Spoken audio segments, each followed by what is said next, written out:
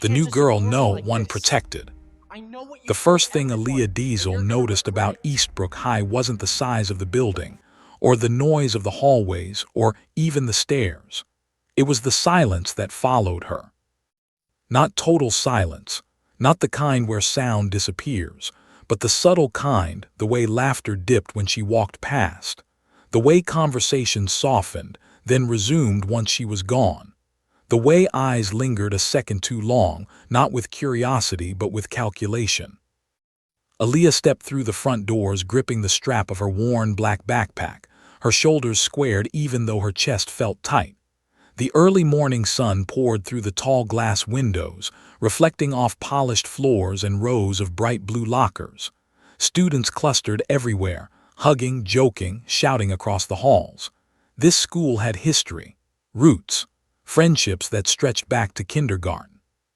She had none of that. She had a transfer slip folded in her pocket, a new schedule, and a promise she'd made to herself not to break. Stay invisible, finish the year, don't let anyone see how tired you are of starting over. Aaliyah had changed schools 3 times in 2 years, not because she got into trouble, not because she failed classes, but because once people decided who she was, they never stopped reminding her. Too quiet, too dark, too poor, too strained, too alone. She moved through the hallway as if it were water, weaving between students, careful not to bump anyone, careful not to draw attention. Her sneakers squeaked faintly against the floor. Lockers slammed. A bell rang somewhere far away. Teachers called out warnings about tardiness. She checked her schedule. Locker 317. First period, English room B12. She exhaled slowly and turned the corner. That's when she felt it. A sharp jolt to her shoulder. The impact wasn't hard, but it was deliberate. Enough to knock the books from her arms. Enough to make her stumble. Enough to send her notebook skidding across the floor like scattered leaves. Gasps rippled through the hallway. Aaliyah froze for half a heartbeat before dropping to her knees, heat rushing to her face as she reached for her things. Her fingers shook, not from fear, but from the familiar sting of being seen like this. On the ground. Again. A shadow fell over her. "Well, look at that," a male voice said, smooth and amused. Didn't even last 10 minutes. Aaliyah didn't need to look up. She already knew this voice. She'd heard it echoing down the hallways. She'd heard laughter follow it. She'd heard people step out of its way. Jordan Blake. Captain of the basketball team. Most followed student on social media. Son of one of the school board's biggest donors. Untouchable. Slowly she raised her eyes. Jordan stood over her with relaxed shoulders and a crooked smile, one hand resting casually in the pocket of his varsity jacket. His friends formed a loose half-circle behind him, some smirking, some filming, some pretending not to watch while absolutely watching. "What's your name?" he asked lightly. "Or do new girls not get names here?" Aaliyah gathered her books without answering. Jordan crouched slightly, lowering himself to her level. "You know, most people apologize when they run into someone." She finally looked at him fully. His eyes weren't angry. They were bored, like this wasn't cruelty, like this was entertainment. "I didn't run into you," she said quietly. The hallway shifted. Jordan's smile twitched. "Is that so?" "You walked into me." A few students sucked in their breath. Jordan straightened, slowly, deliberately. His friends chuckled under their breath, waiting. "That's funny," he said, "because from where I was standing it looked like you weren't paying attention." Aaliyah stood, books clutched to her chest. She could feel the walls of the hallway closing in, the invisible crowd, the invisible judgment, the old familiar script. Don't cry. Don't argue. Don't give them what they want. She took a step to leave. Jordan's hand shot out and caught the strap of her backpack. Not rough. Not violent. Just enough. The hallway went very, very quiet. "You walk away when I'm talking to you?" he asked, voice calm but sharp. Aaliyah stopped. She didn't pull, she didn't turn immediately. She breathed once, then slowly faced him. "You should let go." Jordan tilted his head, studying her like a puzzle he'd already decided he would break. Or what? Aaliyah met his gaze. Her voice didn't rise, it didn't shake. "Or you'll regret starting something you don't understand." For a fraction of a second, something flickered in Jordan's eyes. Then he laughed. A short, dismissive sound. "You threatening me?" "No," she said, "I'm warning you." The laughter behind him grew louder. Jordan released her bag and spread his hands. "Relax, I'm just trying to be friendly. We don't get many new students around here, especially ones who don't talk." "I talk," Aaliyah replied. "Could have fooled me." She didn't respond. She turned and walked away. Behind her, the hallway noise slowly returned. Conversations restarted. Lockers slammed. Someone whistled. Someone else laughed. But she could feel his eyes on her back. All day, Aaliyah felt it. In English class, when the teacher mispronounced her name and didn't bother correcting it after she spoke. In history, when two girls behind her whispered and giggled every time she raised her hand. In the cafeteria, when she carried her tray past crowded tables and found the one near the exit empty. She sat alone, not because no one had space, but because no one offered. Jordan's table sat in the center of the room like a throne. Teammates, cheerleaders, friends, phones out, stories loud. He didn't look at her at first. Then he did. Their eyes met across the cafeteria. He lifted his cup slightly, as if in mock salute. Aaliyah looked away. She ate quietly. She always ate quietly. Half the time she didn't taste the food. It was just something to fill the space. She was used to this. What she wasn't used to was how fast it escalated. In gym class, someone hid her shoes. In science, someone stuck a note to her back that said, "Invisible girl." In the hallway, someone whispered loud enough for her to hear, "Why is she even here?" And every time, Jordan was nearby. Not always acting, but always watching. By the end of the day, her chest ached in a way that had nothing to do with breathing. She exited the school with the other students, sunlight hitting her face as heat rose from the pavement. Cars lined the curb, parents waited, friends gathered, laughter spilled into the afternoon. She pulled her phone from her pocket, fingers curling around it like an anchor. "Aaliyah." She stopped. Jordan stood a few feet behind her, hands in his pockets, posture loose, smile faint. His friends lingered farther back, pretending to check their phones while clearly listening. "You following me now?" she asked. He shrugged, "Just making sure you didn't get lost. New people usually do." "I'm not lost." "Could have fooled me." She started walking again. Jordan matched her pace easily. "You know, you'd have an easier time here if you tried a little harder." "Tried what?" "Smiling, talking, being normal."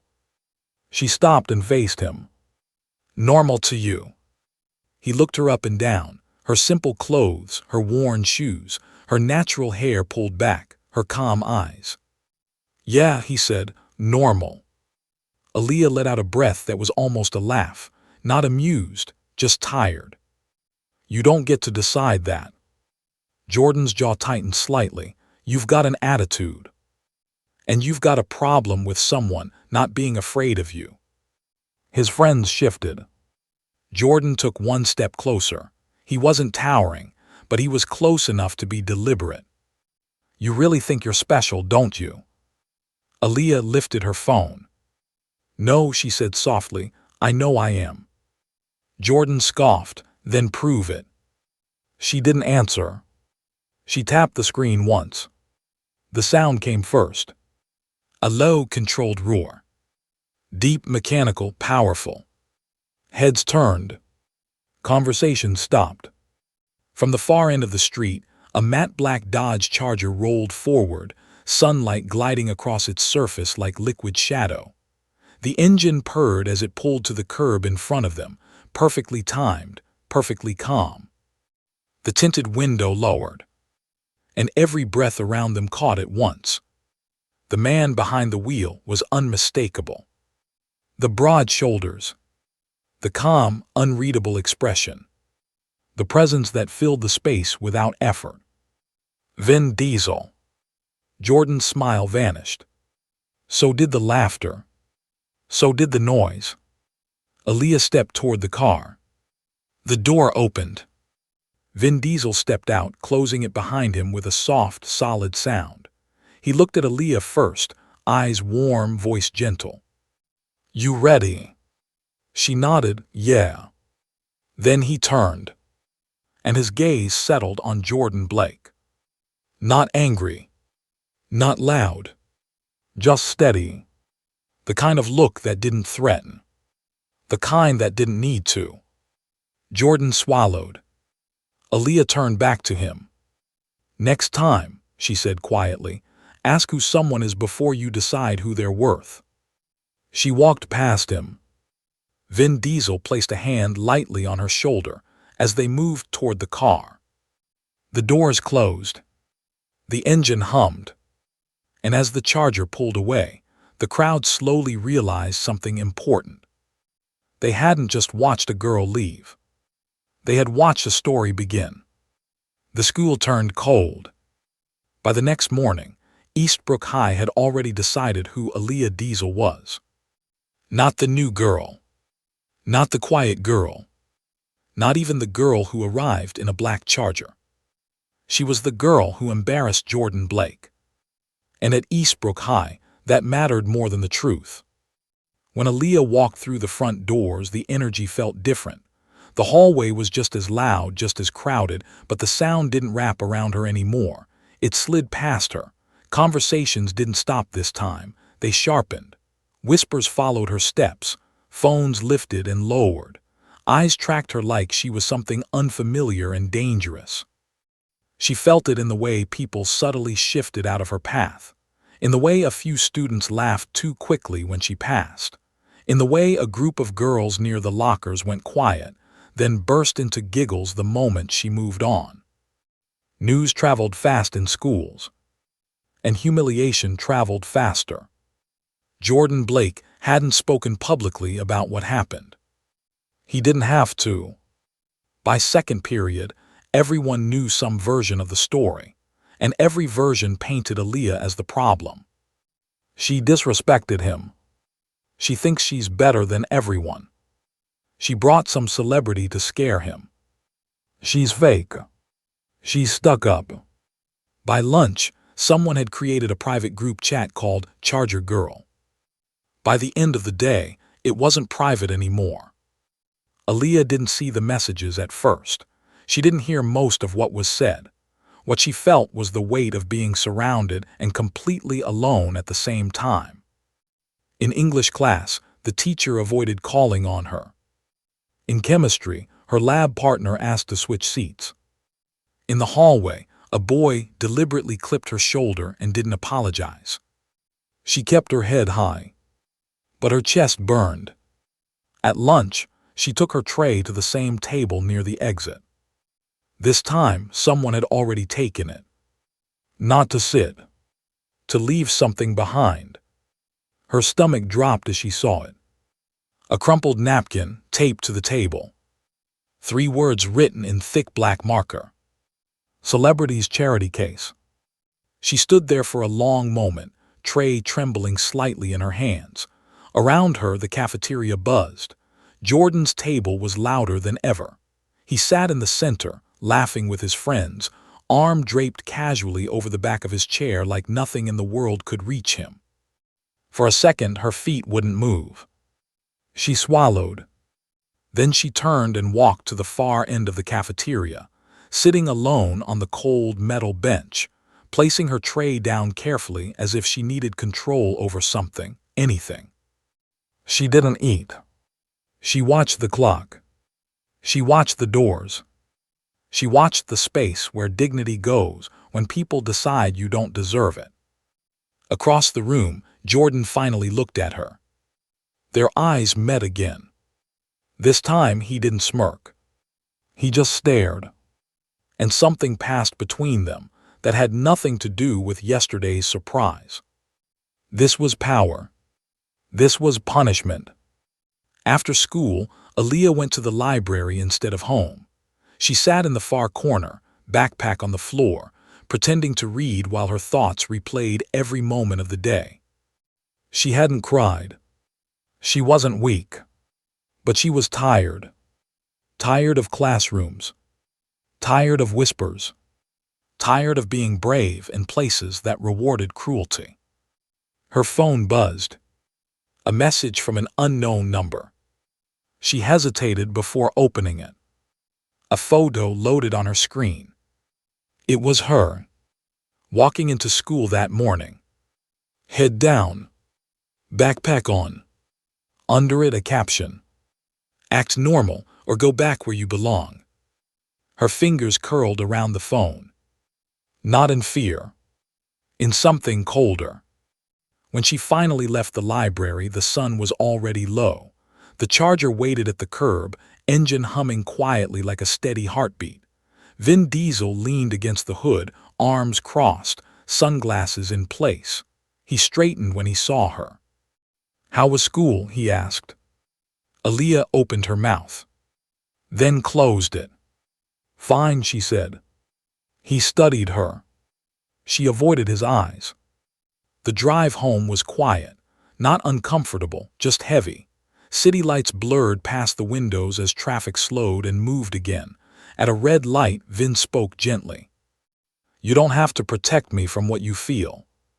She stared straight ahead. "I'm not." "You are," he said softly, "and you shouldn't have to." Her jaw tightened. "They don't like me.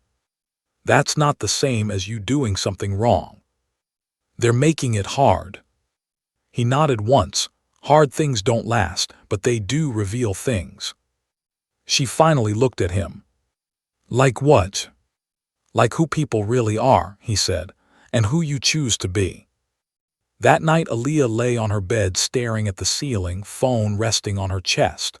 Messages kept coming, screenshots, memes, laughing emojis. Half of them didn't even know her, but they knew what Jordan represented. And they knew what side to take. At 2:17 a.m., her phone vibrated again. This one wasn't anonymous. "Jordan Blake, you could have avoided all this." Her fingers hovered. She typed back slowly. "Aaliyah, avoided what?" 3 dots appeared. Then disappeared. Then appeared again. "Jordan, making yourself a target." She stared at the screen. Then wrote one sentence. "Aaliyah, I didn't make myself anything. You did." The reply came almost instantly. "Jordan, careful. This school doesn't protect outsiders." Aaliyah locked her phone. She turned onto her side. And for the first time since arriving at Eastbrook High, a single tear slipped silently into her pillow. Not because she was breaking, but because something inside her had finished bending. What they never saw. By the 3rd week, the cruelty had settled into routine. It was no longer loud. It was no longer dramatic. It was quieter than that. And far more dangerous. Aaliyah Diesel learned quickly that the hardest kind of hostility wasn't shouting, it was erasing. Teachers still called her name, but fewer students answered when she spoke. Group projects formed without her. Empty chairs appeared beside her as if by accident. Invitations floated past her like dust, never landing in her hands. Jordan Blake never touched her again. He didn't have to. He had learned that influence could wound more deeply than fists. He laughed a little louder when she walked by. His friends made space for him in ways that made her feel smaller. He didn't spread rumors directly. He simply allowed them to breathe. And in a place like Eastbrook High, that was enough. But something else was happening too. Something no one saw. Every morning at 5:30, before the city stretched awake, Aaliyah was already moving. The garage was quiet except for the soft echo of her footsteps and the hum of dim overhead lights. She wrapped her hands slowly, carefully, the way she had been taught. Each loop of fabric was deliberate, each breath measured. Her reflection in the mirrored wall stared back with focus that didn't belong to a victim. She began with footwork. Forward, back, slide, pivot, then the bag. Not wild, not angry. Precise. Controlled. Every strike landed where it was meant to. Every movement had purpose. Sweat traced slow lines down her temples as her breathing deepened, rhythm settling into her muscles like memory. When people saw Aaliyah at school, they saw a quiet girl with her shoulders pulled in and her eyes low. What they never saw was the discipline carved into her mornings. The bruises earned from training, not weakness. The years spent learning control, not fear. Vin Diesel watched from the doorway sometimes, never interrupting, never directing, just witnessing. When she finished, breathing steady, he handed her a towel.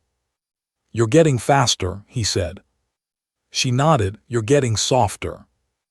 A corner of his mouth lifted. They didn't talk about Eastbrook in the mornings.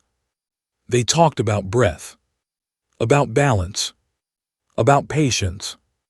And patience was something Aaliyah was running out of. At school, the first real test came during history class. Group presentations. The teacher read names off a clipboard, pairing students with practice neutrality. When she reached Aaliyah's name, a few groans rose immediately. "Can I switch?" someone asked. "I already have a partner," another said quickly. The teacher hesitated. Then, without meeting Aaliyah's eyes, she reassigned. Aaliyah was left standing. The silence in the room was thick, uncomfortable, avoidant. Finally, the teacher cleared her throat. "Aaliyah, you can work alone." A few students snickered. Jordan leaned back in his chair and smirked. Aaliyah sat slowly. Alone. That night, she didn't go straight to her room. She went to the garage. She didn't turn on music. She didn't speak. She just trained. Harder, faster, longer. With every controlled breath, she felt something shift, not outward but inward. A quiet clarity, a steadiness that had nothing to do with school hallways or cafeterias or rumors. Afterward, she sat on the floor, back against the wall, towel around her neck. Vin joined her, lowering himself beside her. "You can walk away," he said gently, "anytime." She shook her head. "I've walked away my whole life." He waited. "I'm tired of that being the only thing people ever see." The next morning, Eastbrook got its first crack in the illusion. During gym class, a group of girls whispered loudly as Aaliyah passed. "Why does she move like that?" "Like what?" "Like she's always bracing." Aaliyah stopped. The gym fell slightly quieter. She turned. "Do you have something to say to me?" she asked. The girls blinked, startled. One scoffed, "Relax, we're just talking." "So am I," Aaliyah replied. "Now answer the question." The moment didn't explode. But it didn't disappear either. Across the gym, Jordan watched. And for the first time since the first day, his expression wasn't amused. It was thoughtful. The presentation day arrived. Aaliyah stood in front of the class alone, note cards steady in her hands, voice clear. She didn't rush. She didn't shrink. She delivered her research calmly, connecting history to human impact, speaking about power structures, social exclusion, and how societies decide whose voices matter.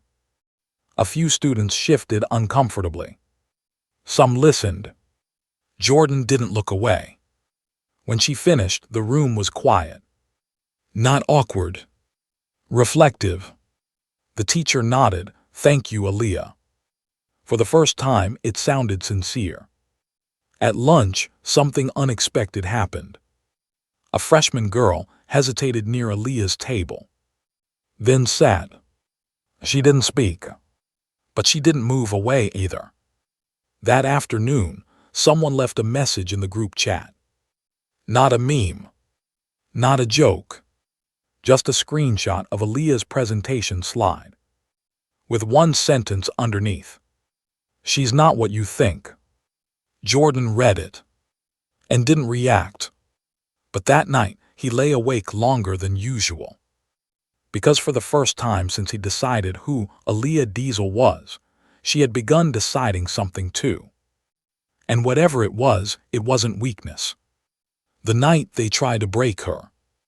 By the time the flyers appeared, Eastbrook High was already buzzing.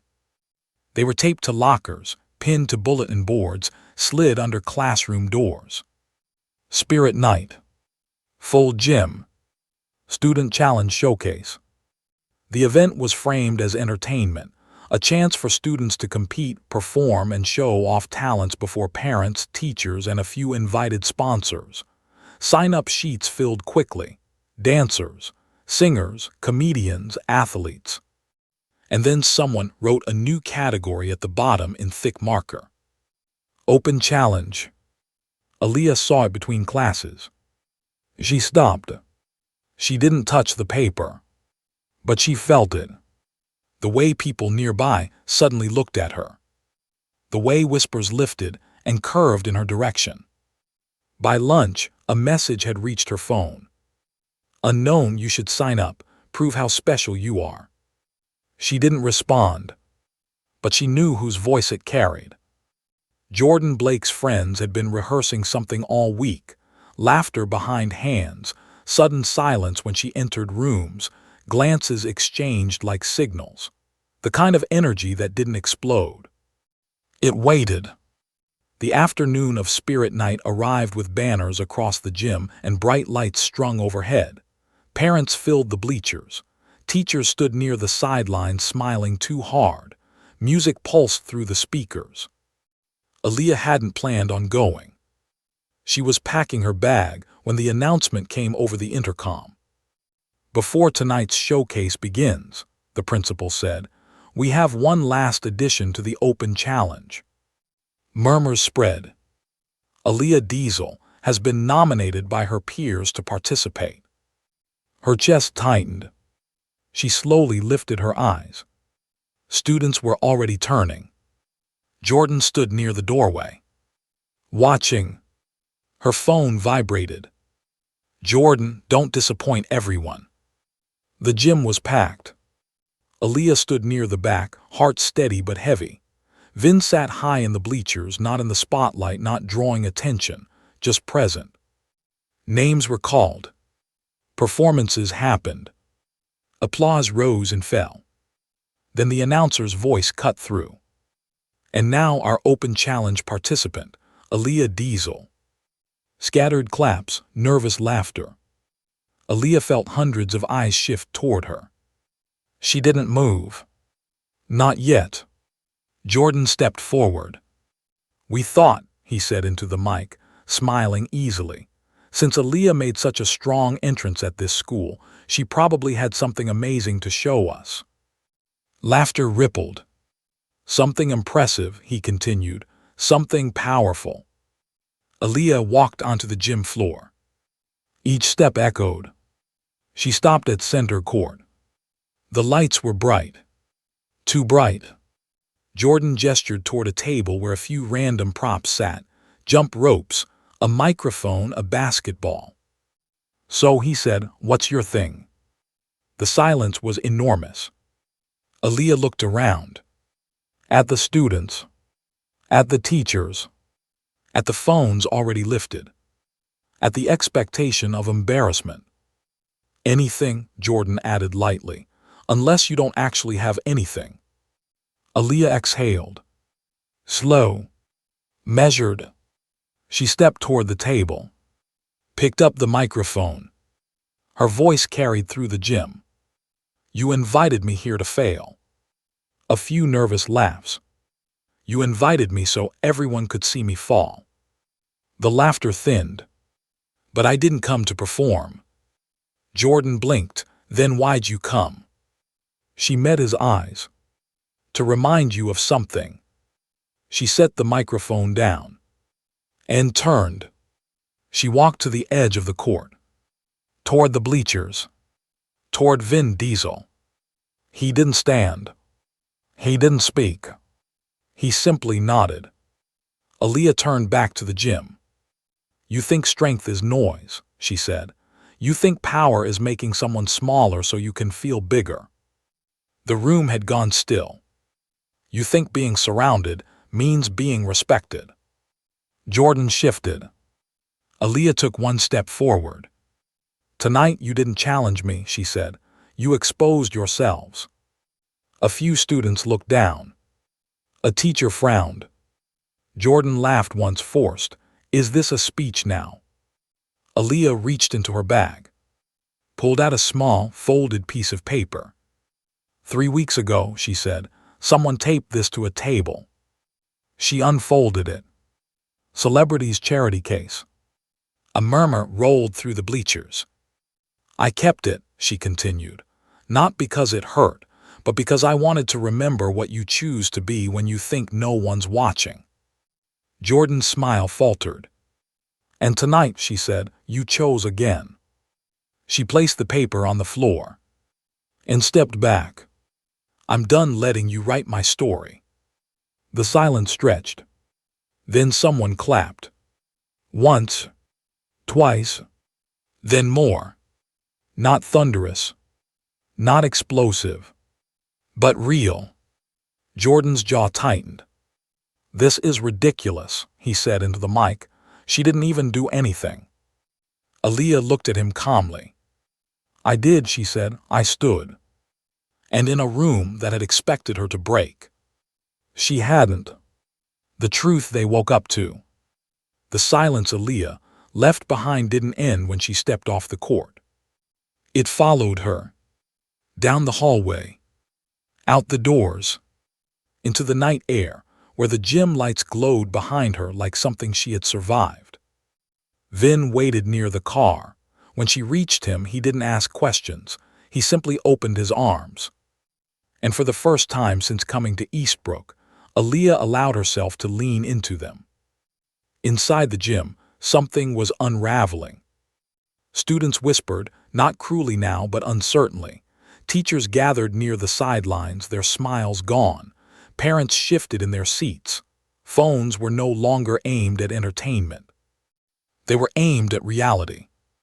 Jordan Blake stood at center court longer than he meant to. The microphone hung heavy in his hand. The applause had faded. The room had not returned to him. He felt it. The strange absence of control.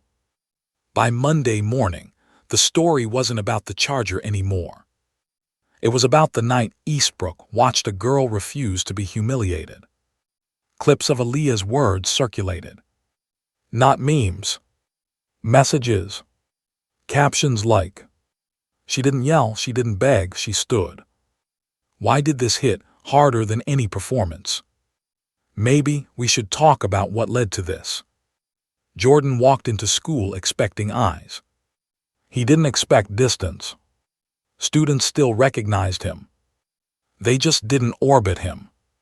In history class, someone chose a seat across the room. At lunch, 2 people he'd never had to call before didn't answer his texts. Influence doesn't vanish. It thins. Aaliyah felt the shift too. It came in smaller ways. A girl nodded at her in the hallway. A boy held a door. The freshman from the cafeteria sat beside her again. This time she spoke. My name's Leela. Aaliyah. I liked what you said, Leela added. It made people uncomfortable. Aaliyah smiled slightly. Good. That afternoon, the principal's voice came over the intercom. Aaliyah Diesel, please report to the main office. The walk there felt heavier than any before. Inside, the principal sat with 2 administrators. And someone else. Jordan's father.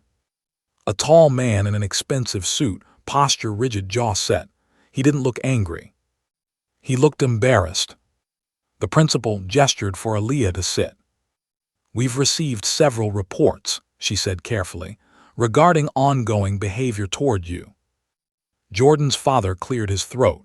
"My son has created situations that reflect poorly on this school." Aaliyah met his eyes. "And on me," he added quietly. The principal folded her hands. "There will be consequences."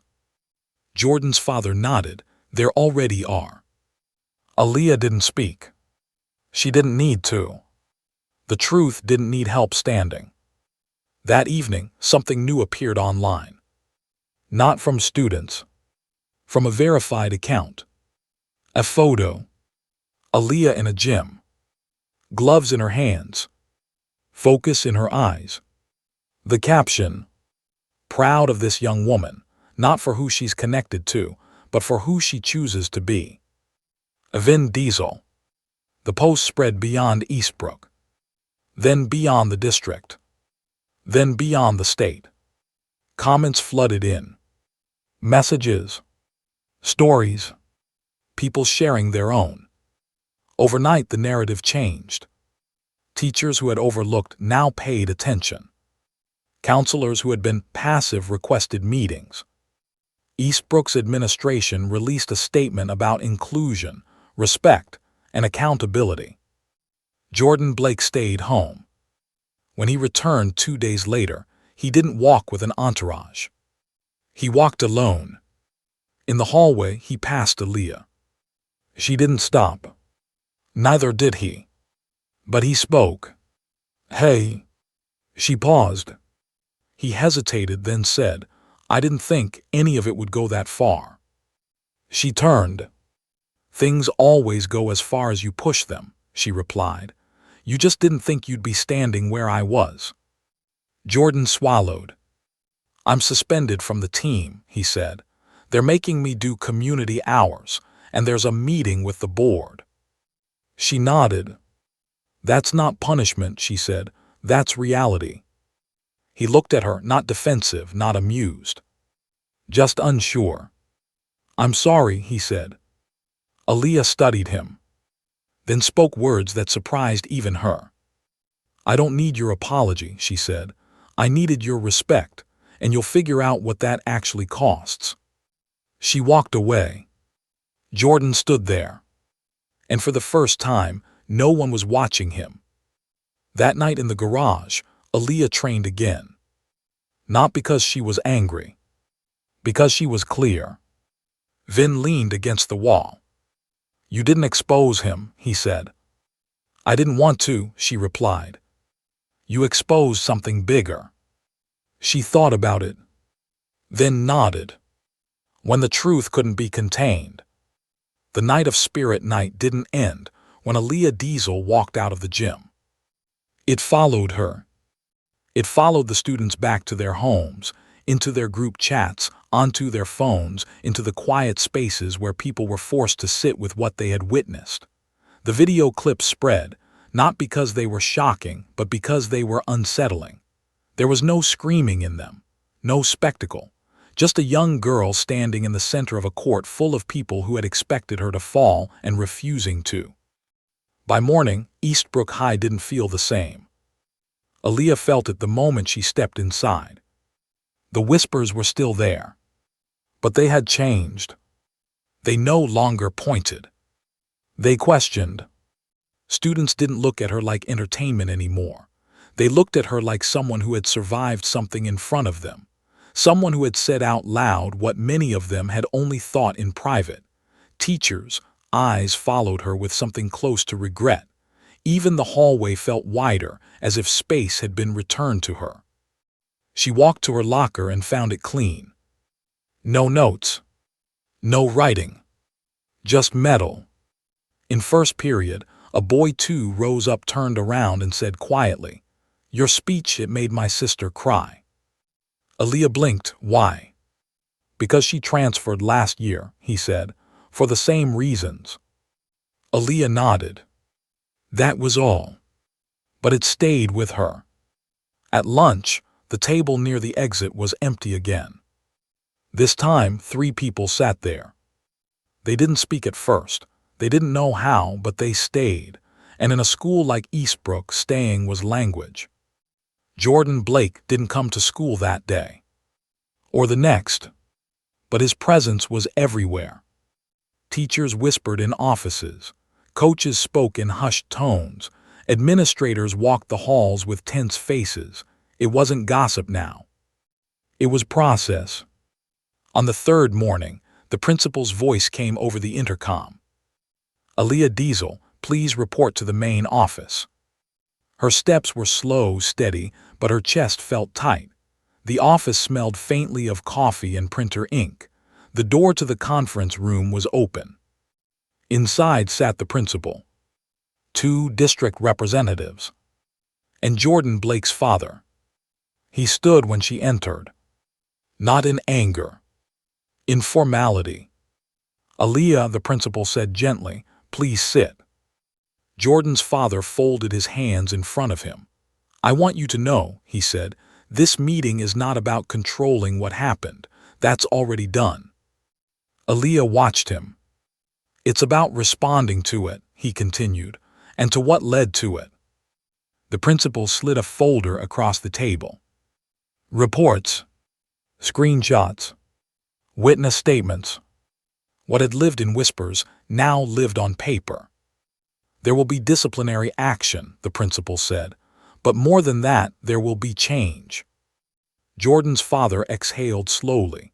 "My son believed popularity made him untouchable," he said, "and I didn't challenge that enough." He looked at her. "I'm sorry." Aaliyah held his gaze. "I don't want apologies," she said calmly. "I want it to stop." The room went quiet. Then the principal nodded. "And it will." That afternoon, the school released a formal statement about harassment, accountability, and restorative action. Counselors were assigned. A student forum was scheduled.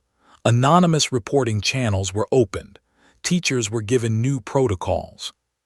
For the first time since Aaliyah arrived, the school wasn't reacting. It was correcting. That evening, Vin Diesel posted a single image.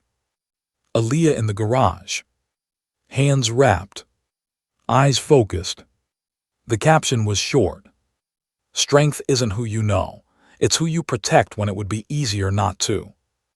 Within hours, the post was everywhere. Not because of his name. Because of hers. Messages flooded in from people Aaliyah had never met, students from other schools, parents, teachers, former victims, former bullies, people who recognized themselves in both places. She read some. She ignored many. She sat on the garage floor, back against the wall, and breathed. Vin joined her. "You didn't just change a hallway," he said quietly. "You cracked something." Aaliyah stared at the floor. "I didn't mean to." That's usually how real things happen. 2 days later, Jordan returned. No jacket. No crowd. Just a boy walking into the space he used to command. He saw Aaliyah at her locker. He stopped. People noticed. They always did. But no one leaned in this time. Jordan spoke first. "I've been suspended from the team," he said. "They're moving me out of student leadership. There's a review board." Aaliyah listened. "And I have to attend the student forum," he added. "They want me to speak." She finally turned. "About what?" "About what I did," he said, "and why." She searched his face. "Not for guilt. For truth." "I didn't think any of this mattered," he said quietly, "until it did." Aaliyah nodded once. "Now you know." He hesitated. "I'm sorry." She studied him, then said something neither of them expected. "Being sorry is private," she said. "Being different is public." Jordan swallowed. She closed her locker and walked away. Behind her, the halls didn't open for him. They simply existed. The way they always had. The way they now would. The day respect came back. The student forum filled the auditorium in a way Eastbrook High had never seen before. Not with excitement. With attention. Students sat shoulder to shoulder, not scrolling, not laughing, not whispering. Teachers lined the walls. Counselors stood near the exits. The stage lights were low, warm, steady. A banner hung behind the podium. Respect, accountability, change. Aaliyah Diesel sat in the third row. Not hidden. Not elevated. Present. Vin Diesel sat farther back, where the light didn't reach him easily. He wasn't there as a name. He was there as support. The principal stepped to the microphone first. She spoke about climate, about patterns, about how silence becomes permission. She spoke carefully but not gently. When she finished, she gestured to the side of the stage. "Jordan Blake," she said, "come forward." Jordan walked out alone. No music. No applause. Just footsteps. He stopped at the podium, hands resting on the edge, eyes scanning the room that had once belonged to him. His voice, when he spoke, was steady, but not confident. "I thought respect was something people owed me," he said, "because I was known, because I was visible, because I could decide who was in and who was." A few students shifted. "I used humor to make it sound harmless," he continued. "I used influence so I wouldn't have to touch anything myself, and I told myself it wasn't real if I didn't see the damage." He paused, then looked directly at Aaliyah. "I was wrong." The word didn't land like a performance. It landed like a weight. "I targeted someone because she didn't fit the version of normal that made me comfortable. I isolated her. I encouraged others to do the same. And when she didn't disappear, I tried to break her publicly." The auditorium was silent. "That wasn't strength," he said. "That was fear wearing a crowd." He stepped back from the podium. "And I will spend a long time undoing what I taught people to do." He nodded once and walked off the stage. The principal didn't speak immediately. She turned. Aaliyah Diesel. Aaliyah felt the moment rise before she stood. Not as nerves, as clarity. She walked to the stage. No one clapped. They watched. She stood at the podium and didn't look down. "I didn't come to Eastbrook to make a statement," she said. "I came to finish school." A few breaths moved through the room. "But I learned something here," she continued. "When someone decides you're small, they don't need facts, they need permission." She let that settle. Permission comes from silence, from laughter, from walking past, from telling ourselves it's not our place. Her eyes moved across the auditorium. "I didn't stand on that court because I'm brave," she said. "I stood because I was tired, and tired people stop pretending." A quiet murmur rippled. "You don't need power to change a room," she said. "You need honesty, and you need the courage to let it be seen." She stepped back. For a moment, nothing happened. Then one person stood. Then another. Then another. The sound wasn't loud. It was rising. When Aaliyah returned to her seat, the auditorium was on its feet. Not cheering. Acknowledging. Eastbrook High changed after that. Not overnight, but visibly. Teachers intervened sooner. Students checked in more. Posters about kindness were replaced with conversations about accountability. The anonymous reporting line didn't sit unused. The counseling office stopped being empty. And Aaliyah walked the halls without shrinking. People greeted her. Some thanked her. Some apologized. Some simply met her eyes. She still ate near the exit. But it was never empty again. Weeks later, during a school assembly, a new program was announced: peer mentorship, student advocacy training, and a standing council to address school culture. Aaliyah's name was read, not as a symbol, as a voice. That afternoon in the garage, she trained as she always had. Movement, breath, control. Vin watched from the doorway. "You didn't just survive this place," he said. She paused, wiping her hands. "No," she replied, "I outgrew it." He smiled. "What will you do next?" She thought for a moment, then said, "Make sure the next girl doesn't have to." That evening, as the Charger rolled through the city streets, Aaliyah watched the sunset paint the buildings gold and copper. Her reflection in the glass no longer looked like someone bracing. It looked like someone arriving.